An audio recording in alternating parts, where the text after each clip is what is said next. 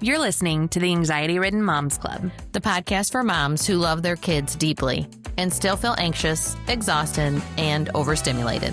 Here, we talk about the messy stuff, the thoughts we don't say out loud, the pressure to do it all, and the journey back to ourselves. Progress over perfection, always. Let's go.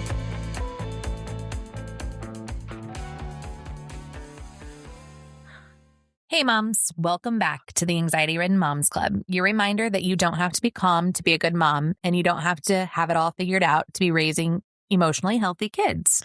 Today, we're talking about emotional intelligence, and not in the Pinterest perfect, name your feelings with a color chart at all times kind of way. We're talking about the messy, real life, sometimes we get it wrong kind. Because emotional intelligence doesn't start in therapy later, it starts at home with us. Even when we're anxious, especially when we're anxious. Let's start with naming feelings. This sounds simple, but it's actually really uncomfortable for a lot of us because many of us weren't raised doing this. Most of us grew up with "you're fine, stop crying," or "go to your room until you calm down." So now when our kids have big feelings, our nervous systems panic. Naming feelings isn't about fixing them. It's about helping kids understand what's happening inside their bodies.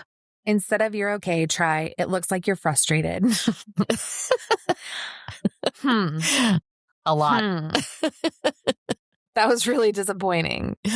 Your body looks overwhelmed. I'm pretty sure my kids would think I'm losing my mind. I don't know. When we were talking about this episode, you said to me, "I feel like I'm very emotionally intelligent." And I said to you, "I feel like I'm not." I'll let you take this one away on the emotional intelligence because I'm working on myself. I worked on myself to be emotionally intelligent, and I'm very thankful that I have. I think emotional intelligence, people don't think about enough, and they don't realize how important it is. For sure. So what does emotional intelligence mean? I'm literally staring at a book that says Emotional Intelligence 2.0. Maybe that needs to be my new... That was a really good book. It was a really good book. And it has even like little... I don't know if it was one or two, but I know there's at least one like little test thingy in it that you even take. Oh, yeah. It's a really good book. I enjoyed it, but how are you doing? My problem is when I read it, I'm like, I already know that. I may have worked on it. How are you doing on your reading a book journey in 2026? Hey, 2026 just started not that long ago. We're not that far into it. It's coming along. Okay, so what is emotional intelligence? What does it mean? So it is the skill to recognize, understand, and manage your own emotions and to perceive, interpret, and influence the emotions of others, helping you navigate social situations, reduce your stress, communicate effectively, build strong relationships involving key areas like self-awareness, self-regulation, empathy, and social skills. Unlike an IQ, EI is learned and can be developed over time. See, got a very high EI score, impacting personal well-being, career success, and leadership effectiveness. So, in saying all that, because that is the definition, so core components of the emotional intelligence is like self-awareness, self-regulation, motivation, empathy, and social skills. So, it is why you have to do I think this is more work than when people have to go work on their IQ test.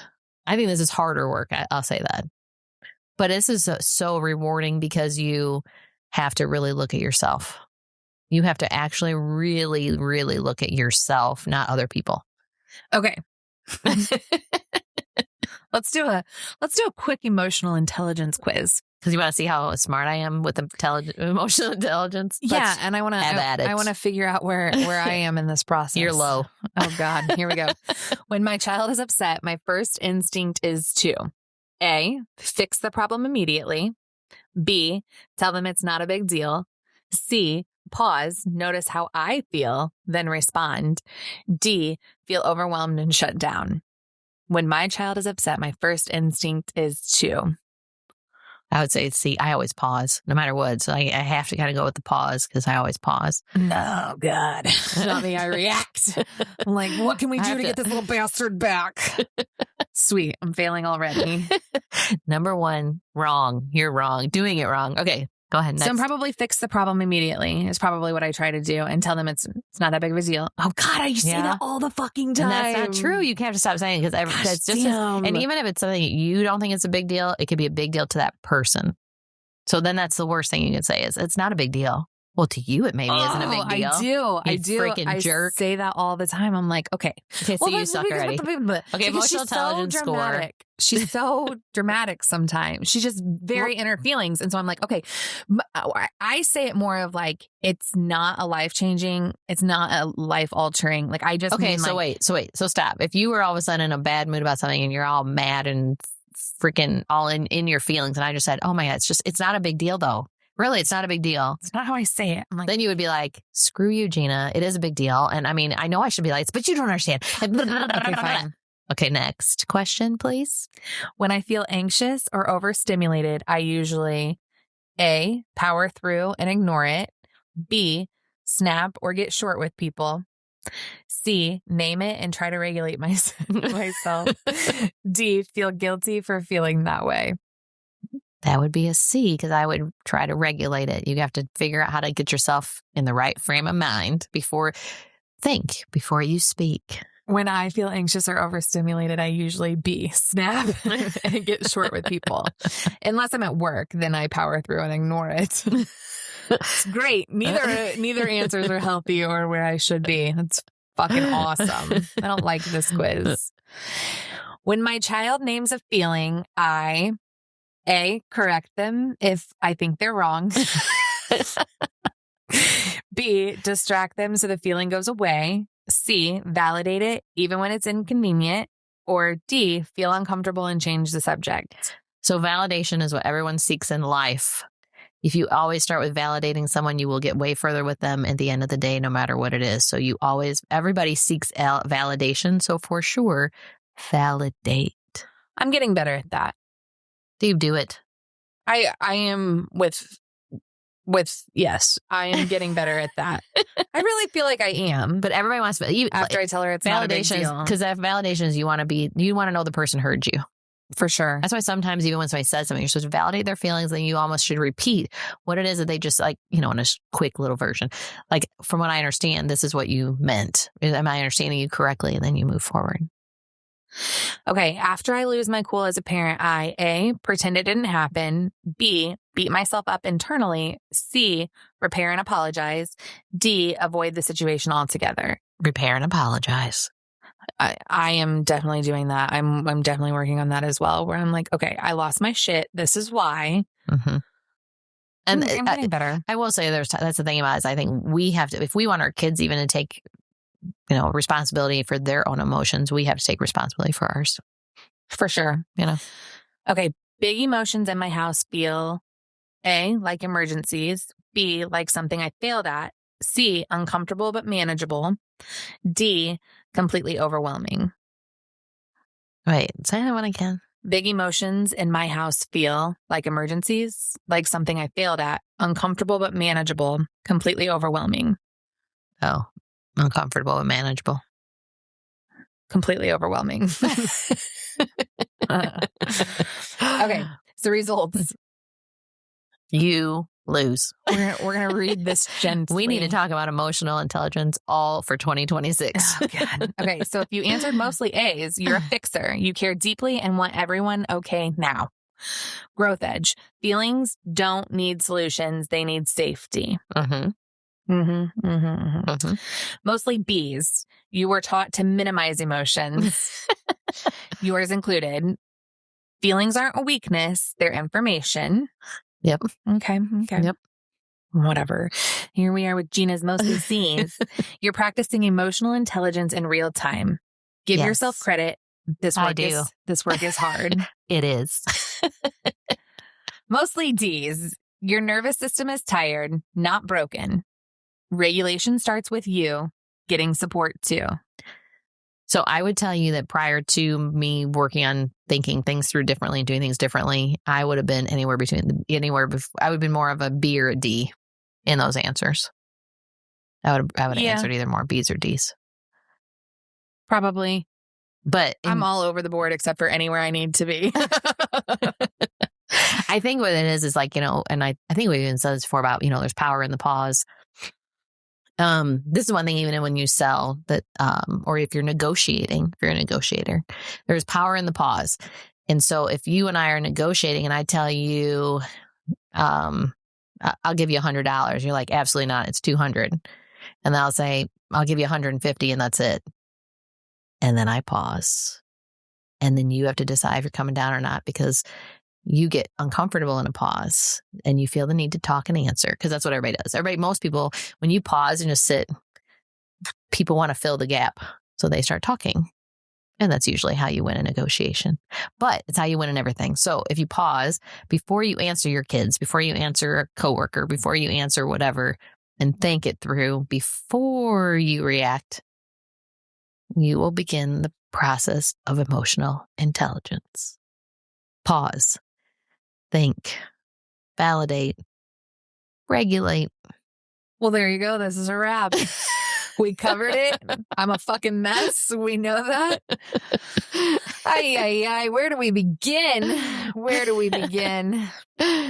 I do think, though, that I will say 100% books for emotional intelligence are very helpful and almost necessary when you go through learning it. If you don't read books on emotional intelligence, it's way harder to do it. I think you have to have things that kind of like keep reminding you. And then, like we've talked in the past, even about like the affirmations in the morning, but like I tell you, it's more about being intentional. That's where emotional intelligence kind of like can give you ideas of things to talk about, what you need to do that day or what you need to work on that You're morning. right. I think it starts what I mean? Definitely starts with awareness. Mm-hmm. Notice before you fix. So emotional intelligence begins with noticing what's happening inside of you. Mm-hmm. What am I feeling now? Like sad, rage. I feel like I lean towards the rage. I just want to throat punch someone. Well, and I think it's also, like when people have anxiety, they'll be like, a lot of times they'll have anxiety, like, I know you hear people a lot of times will say, I have to sit closest to the door in case something bad happened. Or I have to, if I sit at a restaurant, face the door so I see if somebody's coming in or whatever. Because ultimately people have anxiety from it. And I think those are the things where, and then when people say, well, why do you have anxiety? And everybody's answer typically, especially when they're young, is always, I don't know. They don't know. So like if they don't stop to think about that kind of stuff, like we're talking about, what am I feeling? Why am I feeling that way? You know what I mean? Like if you don't go through those processes, you'll never get control of your anxiety at all. I'm just sitting here trying to think like, I don't know why I'm anxious. I just fucking am. Right, which is typical answer. People are anxious that they don't know why. So but how do you figure it out? Because there are reasons why you're anxious. There's certain scenarios that make you anxious. Because I'm always thinking worst case scenario.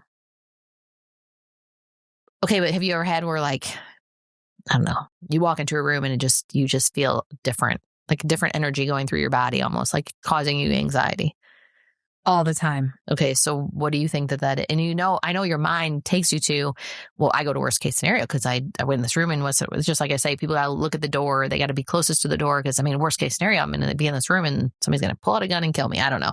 So, but there's more to it, like of why, like there's things that trigger people to have anxiety. And it's bigger than just simply, I don't know, I just always think something bad's going to happen. I don't know. For me lately, I feel like a lot of noise makes me anxious. So like if I will be sitting watching TV or something and then one of the kids is in there, on their phone, like a lot of background noise will make me very, very anxious. And I don't know if that's because I feel like I don't have control over the situation because there's so many things going on. Uh-huh. We've established that I'm a control freak. I don't know. So if you're kind of on overload. Yes. It causes you to have anxiety. Yeah. Just kind of feel like. So if you knew, like, especially if you know a day is going to be more overloaded or more chaotic or busier with people or something like that, do you start getting anxiety earlier? Probably so. Yeah. Yeah, I mean, I'll look at my calendar and be like, oh, fucking Tuesday's gonna suck. Fucking Tuesday, 952 people want to get me on a call. Here we fuck Tuesday. You know? Yeah. So, okay, so see, that's where this stuff can come. It's where it helps you to calm it because you have to stop and take a deep breath. I'm really bad at and think about your Tuesday and how can you manage it more than shit. Tuesday's going to suck. So when you wake up Tuesday morning, you know what you think when you wake up? It's fucking Tuesday. Fucking Tuesday. Just gotta make it to Wednesday. I even do that on vacation though. I'm like, okay, vacation's 7 days. 3 days are already gone. Like, I've got to make the most of these 4 days. Like, it's so bizarre. Like, sometimes I just want my mind to shut the fuck up. Like, just shut the fuck up. And I think that's because you got to get to say something different. That's the part you haven't figured out. You don't just shut it up. You have to have it talk to you differently. Yeah. I don't even know what you say. What your shit says is wrong. So, like, stop talking about that. I don't know how to do that. I don't know how to not wake up and be like, fuck Tuesday. Like, Monday you had 3 calls. Tuesday you have fucking 17. How do you not dread Tuesday? Like, I don't know. Because Tuesday is going to be great. We're going to have 17 calls and I'm going to have 17 opportunities to learn something. Fuck that. I don't want to talk to anyone. Like, okay, my mind's fucked up, but that's great. But you have to start. But at some point, you want to make Tuesdays you're never going to like say, oh my God, it's Tuesday. I'm freaking pumped because there are a lot of calls today. Like, you're not. But you at least came to the point where you're like, I just know Tuesdays they are what they are. It's a Tuesday. Tuesdays are just known. They're going to be way more, conference calls than I'm going to get on. But it'll be fine. We'll get through it. Sometimes maybe even it makes the day go by a little faster. Or, and I really am interested in this one call that we're going to have today. So I look forward to that one. So that way the rest of them, whatever. I'll get through it. You just have to like calm it down. You know what I mean? Yeah. Everything nothing has to be like the worst or the most dramatic or the most, whatever, right? It just has to be, can we just take the noise down a notch and make it to where it's just Tuesday. You know what Tuesdays are. They suck ass with all these calls, but Tuesdays are the fucking worst day of the week. I'm just saying. Okay, but you have to say, but it's just Tuesday. But it's just Tuesday. After Tuesday, I'm on a Wednesday. On a Tuesday. Monday, at least, is great. I love Mondays. I just got to get through Tuesday. It's fine. I'll get through Tuesday. It's fine. And now I'm going to go on to Wednesday, Thursday, whatever the hell the rest of your week looks like. And you can make it where it's just Tuesday. It's not shitty Tuesday. It's not, oh my God, Tuesday. It's just Tuesday. Yeah, I guess. So about talking it through so that you calm it down. Turn the noise down. Get the overload in your brain to zip it. I think it comes a lot of, Tuesday nights the kids stay with their dads overnight. So like it all plays into it. You know what I mean? Like I like having my kids under my roof. Yeah. So fuck Tuesdays. I just hate Tuesdays. Yeah. I always had a hard time with it. I totally understand that. That's really hard when you don't have your kids staying the night. And I don't know. I always had a hard time with that too. Yeah. It definitely doesn't help. And if your Tuesday already is a Tuesday, you just got to get to the point though. You can say we get through every week on Tuesdays, right? So every day, every Tuesday, you've gotten through it. So it's not like it's just kind of a till the next one I could die. Then I didn't. What are you gonna say then? She didn't fucking survive Tuesday. She knew what was gonna happen. She saw it coming. On her tombstone. Well, you knew it was a Tuesday. Yeah. Now you guys have a clear picture of what happens in my brain. Like Tuesdays, just stay the fuck away from her because it was a for sure Tuesday. There's nothing good that happens on a Tuesday. So just so you guys all know, if she passes away one day in her life and it's a Tuesday, I will make sure that is put on her tombstone. Yes. Yes. It definitely was a Tuesday. That's funny. Nora and I were just having that conversation because I was like, I need you to know that I want to be cremated and I want you to wear me as jewelry. And she's like, what? And I was like, for real, you can make really cool stuff out of my ashes. And she was like, you want me to wear you? Yeah. Okay. So bringing this up, I think it was a show I was watching. Or something. And they talked about something about that. And that this guy, like something about like going to cremate his mother and then make her into like a ring, like it looked like a diamond ring. And then was going to propose something like that. And I turned to my husband, Eli, I said, listen, like I could wear jewelry, like let's say it was my mom, my dad or something. I could definitely do that. Don't give me your mom's like ashes to put Like, that's fucking That would just weird. be weird. That's just weird. I would be like, okay, like that's just weird. I might tell Wyatt that. Be like, I need you to make me into a diamond ring that you propose with, so I'm always in your marriage. Like, that's so weird. Bizarre. Isn't that weird? But you can be made a tree and be planted at somebody's house. They could do that. Or you can be made a vase. But you know what worries me about a vase? Somebody will shatter it one day and just throw me in the trash. She was a hard no on the vase. Like, she was a hard no on not. I can't be on her mantle looking at her. That was a no for her. And I just said, well, I don't know your financial situation. I would like you to make part of me jewelry, and I would like you to either take, depending on your financial situation, release part of me into the ocean, or Table Rock Lake if you have to drive and you can't fly because you can't afford it. I'm like, whatever works for you. I'm happiest by water. So whether that's Table Rock, whether that's the ocean. And she just looked at me like, you are out of control. But it's because of that stupid, and I call it a stupid show. It was actually a very, very good show. The Big C. Oh, yeah. The Big C on Netflix, if you haven't checked it out. It's very good. It is very good. Mm-hmm. Spoiler alert, the ending is fucking sad. And I was so mad at Gina. I even told my mom, I'm like, you can watch this, but just so you know. It's sad. It's so fucking sad. And I was so sad. Yeah. And so that's why we were having the conversation then about. Yes. About what to do with you. Well, see, so I always, in my family anyways, they've always talked, the minute that you're born, you begin to die. Like, that was always kind of like, okay. With life, there's death. Like, so some days we're supposed to have positive thinking, and other days it's just like, you're just here till you pass away. The good thing to that was the fact that it always makes me understand, like, you should kind of think about things you would want to have happen to take care of or whatever, and it not be so stressful. You know what I mean? Like, somebody who never thought about it or talk about it can get put in that position, and it's very overwhelming. So at least for me, it's not, it's not that bad. But I definitely always want to be cremated. But that's why I had told Tom, I'm like, well, when he had his heart attacks, I was like, well, just so you know, I'd already planned I was going to cremate you. We hadn't talked about it, but because he doesn't really talk about that stuff so much. And I said, but that was happening. Like, you were going to have to come home with me. And how did he respond? And he was like, oh, well, he was a little like taken back because he was like, I didn't realize I was being cremated. I said, well, you were, because I had to take you home. I said, I just thought of the people who go to a gravesite and I watch them so sadly walk away. And I said, it just was one of those things where I'm like, I can't do it. I said, I would have had to bring you home. This is where I think that I was just born with a fucked up brain, because like, people don't think about it. And like, if I were to call Brad over here right now and be like, do you want to be cremated or do you want to be buried? He would look at me like I was fucking insane. But like, this is what I think about. And for my grandma, when she died, which she had lymphoma that she fought.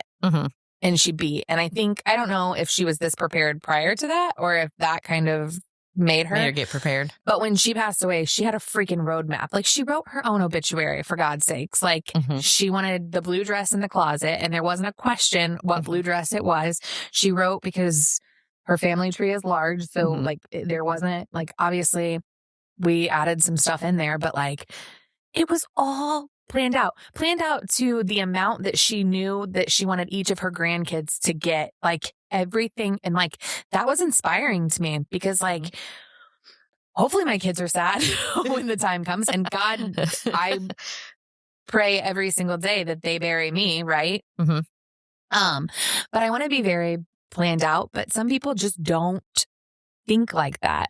Also, I've been very open about growing up and being Catholic. Catholics do not believe in cremation. And I don't get it, because from dust you came, to dust you shall return. So like, why does that's why I don't understand it either. It is. Some people have told me, well, like, if you do, like, even if you donate, then you might come back without a leg. And I'm like, what are you calling it? I'm not even going to be a human being. Like, this body is a vessel that I'm in, and I'm borrowing, basically, because my soul is what goes to heaven. You know what I mean? So it makes no sense to me. So and I was raised Catholic. So was my husband. So I think he was a little bit like, oh, you were cremating me. Yeah. Okay. He's like, fuck, I was in the furnace before I was even dead. She had me in the furnace. But I don't know why they don't believe it, because it doesn't make sense to me. From dust to dust, Yes. I mean, hello. I mean, that's what we're going to be. And if you're in the ground, you eventually I mean, it's really what happens to you anyways. So See, I don't really know why it matters. That grosses me out. Like, and I know I don't care because like hopefully God willing will be in heaven and like I don't care what happens to my body, but like it still is gross. The bugs like eating this the worms in your eyeballs, like yeah, up your nose and in your brain. Like I just don't. I have that the whole thing freaks me out. Or being claustrophobic. I'm become definitely as I get older claustrophobic, and so it really freaks me out anyway. So like that, this whole thing. It just is, I don't know. Oh, yeah, pay 10 grand. Like, okay, I don't pay 10 grand for a couch that I lay on every day. Like, you're going to pay 10 grand to put me in a fucking box? Like, so. And I would be the person, if you did put me in a box, I'm not going to don't dress me up in some stuffy dress that I never wanted to wear anyways. Like, put me in some comfy ass shit that you've seen me walk around in all the time. Okay. But like, I want cremated. For the record, anyone listening, and now it's documented, so you can always go back to this episode and know that I want to be cremated because like, I don't want to be buried in a bra, but if I'm in the like casket with my tit like by my knee, I'm going to have a problem with that too, right? So like, I don't know, just cremate me and don't. But I did just look it up because I've never really understood, but historically, the Catholic Church opposed cremation mainly for theological and cultural reasons, not because cremation itself was seen as sinful. So it's not sinful. Belief in the resurrection of the body. So Catholic teachings hold that the human body is sacred, and at the end of time, God will raise the body and soul together. Oh. So we're just going to be little souls floating around while everybody else has their bodies, but I don't want this body in heaven. Like, I want a hot mom bod in heaven. So it believes your body goes up there? Catholic teachings hold that the human body is sacred, and at the end of time, God will raise the body and soul. For centuries, cremation was associated with the denial of resurrection, anti-Christian or secular movements that rejected bodily resurrection. So cremation was often chosen specifically to reject Christian belief, which is why the church opposed it. Catholics believe that the body is not just a shell. It mattered during life and it still matters after death. Yeah, I believe that too. It does matter. And whether I'm eaten by worms and bugs or not if you're supposed to take it with you. Did you see a body come out the boxes of anybody in your family that you ever know? Still in there. Are they?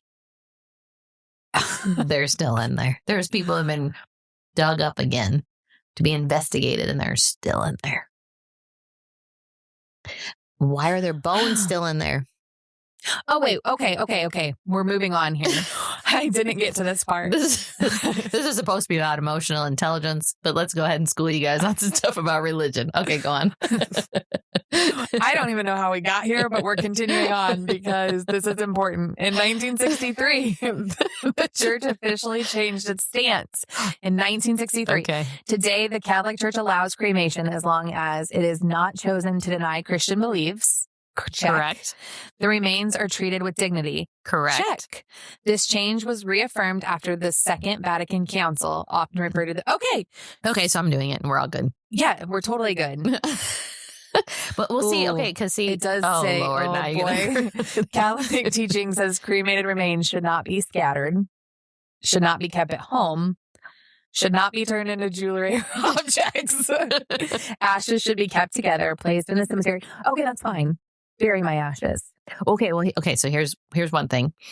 I wanted to keep Tom's ashes till I passed, so then the kids could put me and him somewhere in a box somewhere, like and put us at like a funeral home or whatever, just together.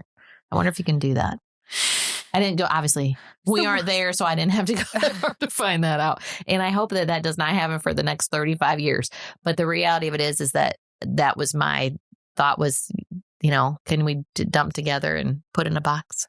Okay, so Nora doesn't have to wear me as jewelry. That's a real bummer. But now I just wanna say I don't know how I still sitting here don't know how we went from emotional intelligence to this, but I am here for it. One of my dad's very good friends, his whole life is a funeral. Mm-hmm, mm-hmm. What is the word I'm looking for? Funeral. It's not funeral director, but that's not the word. A mortician. Oh, okay. Is that what it is? I don't know. Whatever. But he said it's not for you. Obviously. It's not. That's why when you've asked me in a past thing before, like when I think about like people coming, I told you I don't care who the hell comes. It's for my family. If I'm up there and no one comes, and see, this whole thing is about my fucking anxiety of not like nobody will come to my funeral, so that's why I want to be cremated. But who cares if they show up to your? Here's the thing: I want people there for my family to support my family. So whoever my kids, but my you're not gonna husband, have that if you're going to be cremated, or are we going to do a lot of people still do like you're going to celebrate my life, have a party, a celebration of life. Yeah, you guys still celebrate and do a little crying. At least I want to know that they, my family, my kids, my mom's gone. Like at least I got to see a little. Can I see a couple tears? That's all I need. Because if they don't, I might haunt you. I'll rattle your house a little, and they'll be like, "What is that?" It's your mother. That's your mother. Okay, so trying to get a little bit back on track here. I think a lot of things in my life are because of like anxiety and worry.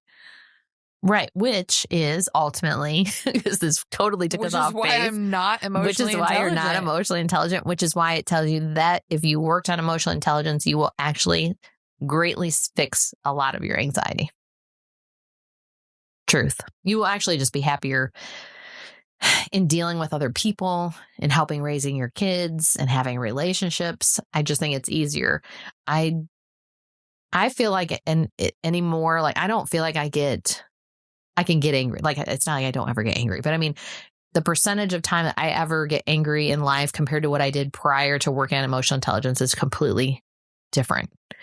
And I think it's just because I realized that you stop and think, does it really matter? And then when you do talk about it, you can you think a little bit more and you talk about it a little differently, causing yourself to not get so wound up or invested in getting angry or upset or bothered. And I think in turn, you're more worried about uplifting everybody else, which in turn helps you feel better. I think when you do good things, you feel better, happier. My goal in life is to have peace. And I think that emotional intelligence equals peace because when you're emotionally ignorant, like I am, there isn't a lot of peace because everything's always amplified times 1,000. Yes. And I'm sick of being amplified times 1,000 about everything. Like I will never find peace that way. Like no, I gotta learn to go with the flow, or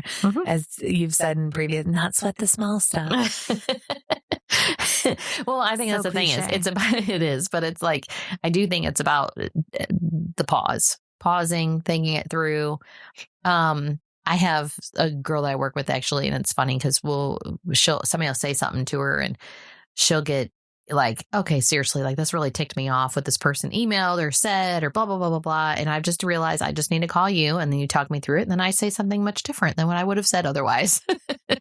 And I'm always like, okay, well, I don't know what the big deal is. There's not much to me that's a big deal. Yeah. Like it used to be where everything would be like, what? Are you kidding me? But I did have a day where I called her. I said, okay, I'm not kidding you. I must be in a bad mood today. And she's like, what? I go, because everybody's starting to piss me off. These emails are getting on my nerves. I go, it's got to be me. It has to be me because I don't get that aggravated. And once I like talked to her just for a few minutes, kind of talked it out a little bit, I went back and read the emails and I didn't see them the same way. Like, you know what I mean? Like it really, you choose how you read an email. That's why I hate emails. People are so highly offended by an email because they read it the way they feel, not the way that person 1000%. Felt. So somebody could say something and it'll say, like Gina sent me this email and people said, Kylie, do you know? You know what I mean? And they'll read you the email in their way that they see what you wrote. When really, maybe I just wrote to you and said, Kylie, did you know? Blah blah blah blah blah. And so to me, that's what I said to you was, Kylie, did you know? You know what I mean, for sure. So that's why, when I'm in a bad mood, that is the only time that I ever take an email, and I do have to take a few minutes after I read one that makes me mad. I do always take a few minutes for a little bit.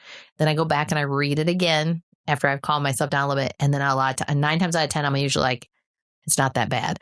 Now, if people have said something I don't like, I will respond, but I'm much more professional about the way I always stay very professional about whatever I would respond, because there's no reason that I'm trying to be ignorant, but I don't mind letting you know that you're wrong, but I do it in a very kind man, not manipulative, sorry, but a very kind, professional way so that way it all just ends. I just want it to end. I don't really want to get in an argument or anything with anybody, but I'm not ever, especially at work, I am not ever rude to anyone or mean to anybody. I don't tolerate very well an ignorant email to me because I'm not, until I'm ignorant to you, I don't talk to you that way. We don't talk that way. You know what I mean? Right. And I think that's like, and then that just even turns me into like my daughter. My daughter and I will talk about different things, and I'll say, "Hey, I just want to let you know something's, bugging me." Maybe it's like her friends come over and there's certain things they're doing. I'm like, this just kind of bugs me, and I'm like, I just want to talk to you about it. And then I always tell her, because the one thing that you and I have, you have respect for me, I have respect for you. As long as we keep that, you and I will never have a problem. Now, if we lose that, then it's another ball game, right? You know what I mean? And that's how I feel, especially at work. Even I'll be like, you get an email. And I'll be like, okay, lady, I'll give you one time you can be ignorant to me, and I'm very polite and professional back. Don't do it again, because I don't put up with that. I don't. You don't get to talk to me that way. There's no reason to. But I think that the anxiety definitely can start from even reading an email the way you choose to read it. Does not always mean that that's how they intended it. For sure. You know what I mean? I don't know. Emotional intelligence is a big one. And definitely, it's hard. It's very, very hard, and it is a lot of work.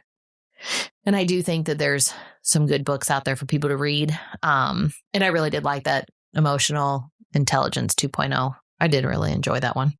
It was good. We'll have to post a link to that book. Yeah. And I will have to take it off the shelf, dust it off, and read it. Oh, yeah. We must have. I think we went to a corporate thing of training, and they gave us a bunch of fucking books that we were supposed to read. Yeah, there's a bunch of them. Emotional Intelligence 2.0, Leadership 2.0. Yep. Like that company knew Leadership fucking 1.0. I don't know why they're giving me Leadership 2.0. Motherfuckers, take a step back, you ignorant bastards. I am no longer under contract with said company. And I can say whatever I want, motherfuckers. Yes. That'll be for a later episode, but I am so happy that my shackles are gone and they can't send me hateful mail anymore. But they did have some books, and that actually, because that company that they used for training was separate from them anyways. And so I think that group of people had definitely some good things like that. There were some good books that they gave. Yes. There's another one up there that says Strength Finder 2.0. Probably another good one. Probably another good one. But we definitely have to post an Emotional Intelligence 2.0. It's not a long book. It's an easy read. And I'm almost positive that one had like a test in the beginning of the book. And it's kind of nice. It's eye-opening, kind of helps go through the whole process. I think having a test that you do take and then seeing where you lie. We gave it. We'll post the quiz we kind of went through too to find out that I am emotionally ignorant. Yes. And working on it. Yeah. That's what this season's all about, is where we go and how we grow. Yes. And getting better every day so that we can be better for our kids and our family and teach our kids all that. How to be emotionally intelligent. So they don't throat punch someone or, we don't want that. Violence is not the answer always. No. Sometimes. Yes. Yes. But not always. I think it has a lot to do with it just making our kids feel good about who they are and always know that when they come home that's the one very safe place that they have to be themselves, and they're always accepted and can always have a voice, and we can talk through anything. We can make it through anything. Our family together is stronger than as individuals. Absolutely. And that's the biggest thing for me, is just them knowing that this is their safe space. And if we need to cry about it, scream about it, whatever that it is, like, as long as we get to the place we need to be and that they know that they can come to me for anything, then I'm winning. I really am. I agree. So if you take one thing from this episode, let it be this. Emotional intelligence isn't taught in calm moments. It's built in the messy ones. You're not failing because your house is loud or your kid is emotional or you feel dysregulated sometimes. You're teaching your kids that feelings are safe, that connection matters more than control. And that starts at home with imperfect moms doing their best. You're not in this alone. Welcome to the village. Thanks for spending time with us. Take what you need, leave what you don't, and be gentle with yourself. And if you want to stay connected, follow us on Facebook, Instagram, and TikTok at the ARMC. And remember, you're not broken, you're becoming. We'll see you next time.